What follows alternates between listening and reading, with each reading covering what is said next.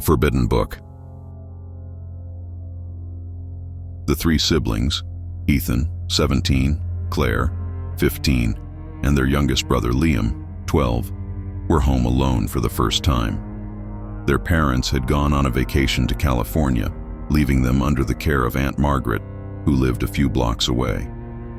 But, as usual, Aunt Margaret wouldn't show up until the next day. It was Ethan who suggested rummaging through the attic. Their grandfather, a mysterious and reserved man, always talked about an ancient book he kept at home. "Never open it," he would say with a seriousness that made the hairs on the back of their necks stand up.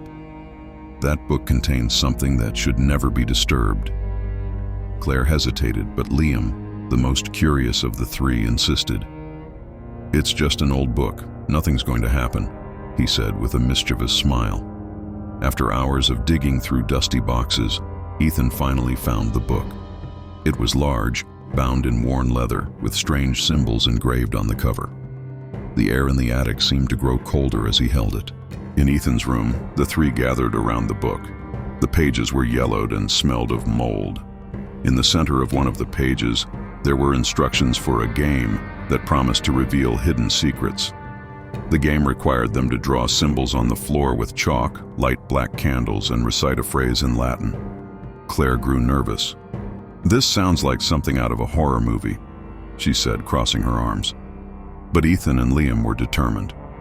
"It'll be fun," Ethan insisted, trying to mask his own anxiety. They followed the instructions to the letter.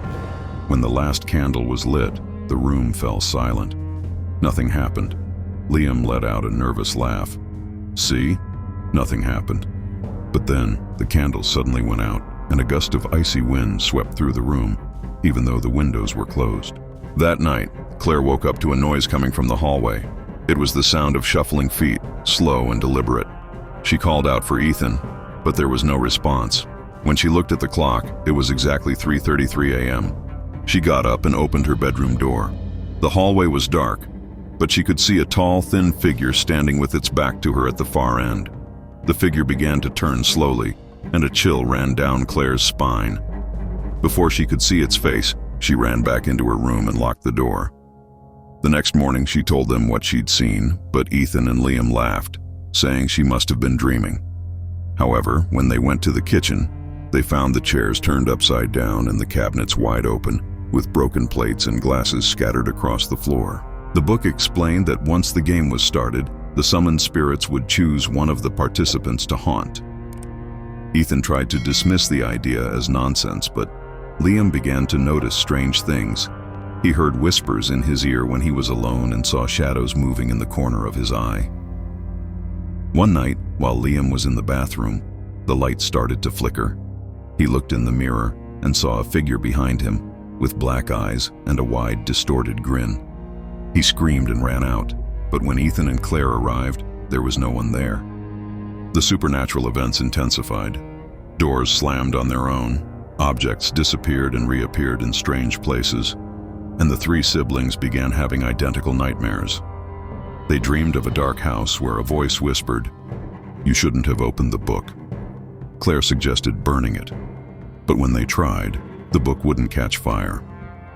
Ethan searched online and discovered that the book was part of an urban legend about a game that summoned cursed spirits. The only way to get rid of them was to complete the game, but no one knew for sure how. Desperate, the siblings decided to follow the book's final instructions. The last ritual required them to return to the attic at midnight and recite a closing phrase. But the book warned, "One of you will not make it out alive." In the attic, the candles flickered as they spoke the words. The air grew heavy, and an invisible presence seemed to move around them. Suddenly, Liam began to scream. He was lifted off the ground by an unseen force and thrown against the wall. Ethan and Claire tried to help him, but they were stopped by a barrier of freezing air. When it was over, Liam lay unconscious on the floor. He woke up minutes later, but something was different. His eyes were empty, and he was smiling in a way that wasn't his own. In the following days, Liam began acting strangely. He talked to himself, laughed at inappropriate moments, and seemed to know things he shouldn't. Ethan and Claire realized that the spirit had possessed their younger brother. The book offered no more answers.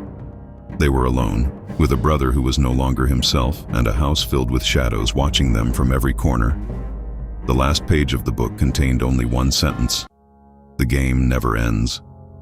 When the parents, Mark and Sarah, arrived home and found Ethan and Claire in a state of shock, they immediately knew something was terribly wrong. Liam was nowhere to be found, and the two older siblings seemed unable to explain what had happened. It was only when Sarah found the book in the attic, open to a page filled with macabre symbols, that they began to grasp the severity of the situation. Mark, a skeptic by nature, tried to dismiss it all as a product of imagination. But Sarah, who had grown up hearing horror stories from her grandmother, knew that something supernatural was happening. She insisted that they had to do something to save Liam. That's when Ethan, in a moment of clarity, revealed everything about the game, the ritual, and how Liam had been possessed. Determined to save their son, Mark and Sarah decided to play the game. They believed that if they followed the book's instructions, they could undo what had been done.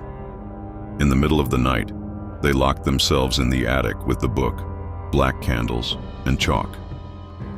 The instructions were clear. To free the possessed, another must take their place. They recited the words in Latin, but something went wrong. The candles suddenly went out, and a laugh echoed through the attic. It was a high-pitched, distorted laugh that didn't belong to any human being.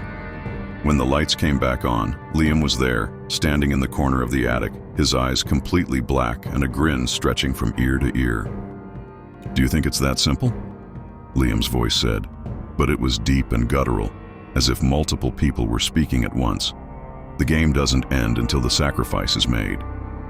Desperate, Mark and Sarah called a priest. Father Michael was well known in the area for handling cases of possession, but as soon as he arrived at the house, he immediately sensed a powerful malevolent presence. He prepared for an exorcism, but the moment he began reciting the prayers, strange things started to happen. The windows in Liam's room began slamming violently, and objects flew through the air. The priest was thrown against the wall by an unseen force, and the demonic voice coming from Liam screamed, "You cannot cast me out. The game must be completed." Bleeding and shaken, the priest told the parents, "This is not an ordinary possession. The spirit is bound to this book and the game. You must find a way to break this connection, or it will never leave." With all options exhausted, Mark decided to make the ultimate sacrifice. He couldn't bear to see his son suffer that way. Sarah tried to stop him, but he was determined. "If I have to give my life to save his, I will," he said, tears in his eyes. They returned to the attic, where the book was still open. Mark followed the final instructions. He drew a circle on the floor with his own blood, lit the candles, and recited the final words. "I offer my life in exchange for his," he said firmly. For a moment, everything went silent. Then, Liam collapsed to the floor, unconscious. Mark smiled, thinking it had worked. But then, he felt a sharp pain in his chest. He looked at Sarah, his eyes filled with terror, and fell to the ground, lifeless. Liam woke up minutes later, confused and frightened. He didn't remember anything that had happened. Sarah held her son crying, but she knew the price had been far too high. She looked at Mark's body on the floor and felt an immense emptiness. However, something was still not right. The book was still open, and the candles had not gone out. Suddenly, the demonic voice echoed again. "The game never ends." Sarah realized in horror that Mark's sacrifice had not been enough. The spirit was still there, and now it wanted more. In the days that followed, Sarah tried to focus on taking care of her children, but strange things kept happening. Doors slammed on their own, shadows moved through the corners of the house, and Liam started acting strangely again. This time it was Ethan who seemed to be affected. Sarah realized that the game would never end. It would demand continuous sacrifices until no one was left. She decided she needed to destroy the book once and for all, but every time she tried, something stopped her. The book always reappeared in the attic, open to the same page. One night, Sarah gathered her children and told them they needed to leave the house forever. She knew the spirit would never leave them alone, but maybe, far from there, they could start over. However, when they tried to leave, the doors and windows were locked. The voice echoed through the house. The game doesn't end until everyone plays. Sarah looked at her children, tears in her eyes, and realized there was no escape. The book lay open on the floor, waiting for them. They knew what they had to do. The house was silent, a heavy silence, as if the very air was holding its breath. The candles in the attic still burned, their flames flickering in a hypnotic dance. The book remained open on the floor, its yellowed pages exuding a malevolent energy that seemed to pulse in the darkness. Sarah, Ethan, Claire, and Liam sat in a circle, staring intently at the book. They knew what they had to do. The spirit wouldn't leave them alone until the game was completed. But this time, Sarah had a plan. "We need to break the cycle," she whispered, holding her children's hands. "If we don't, it will never go away." Ethan and Claire nodded, but Liam, still shaken from the possession, trembled. "What if it doesn't work?" he asked, his voice unsteady. "We have to try," Sarah replied with determination. "For your father, for us." They followed the book's instructions once more, but this time with a crucial change. Sarah had researched ancient texts on magic and discovered that to break a curse, something of immeasurable value had to be offered, something the spirit couldn't resist. She decided to offer her own soul, not as a sacrifice, but as a trap. As they recited the final words, Sarah held a silver chain with a crucifix that had belonged to her grandmother. She whispered a silent prayer, asking for protection. The candles went out suddenly, and the attic was consumed by absolute darkness. A voice echoed, hoarse and filled with hatred. "You think you can deceive me?" Sarah felt an invisible force pulling her to the ground. She screamed but held the crucifix tightly in her hands. "I offer my soul," she shouted, "but you cannot have it."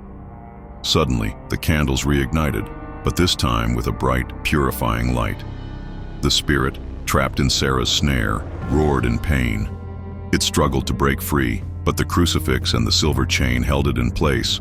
"You do not belong in this world," Sarah shouted, tears streaming down her face. "Go back to where you came from." The spirit fought, but the light from the candles slowly consumed it. It vanished into a whirlwind of black smoke, and the attic fell silent once more. The book, now closed, seemed harmless. Sarah collapsed to the floor, exhausted. Ethan and Claire rushed to help her, but she waved them away with a weak gesture. "It's done," she whispered. "It's gone." Liam, still trembling, looked at the book. "And the book?" he asked. Sarah gazed at the cursed object and, with one final effort, picked it up. She threw it into the candle flames, and this time it burned. The fire consumed the pages, and a distant scream echoed through the attic, as if the spirit was being destroyed along with the book. In the days that followed, the house felt lighter, as if a shadow had been lifted. Sarah and her children tried to move on, but the trauma of what had happened still haunted them. Mark was dead, and the price they had paid for their freedom was something they would carry forever. One night, while Sarah was tidying up the attic, she found something beneath a pile of boxes. It was a page from the book, untouched, with a single phrase written on it: "The game never ends." She burned the page immediately, but she couldn't shake the feeling that something was still wrong. In the darkness of the attic, a candle flickered to life on its own, and a soft laugh echoed through the walls. The house was silent once more. But for how long?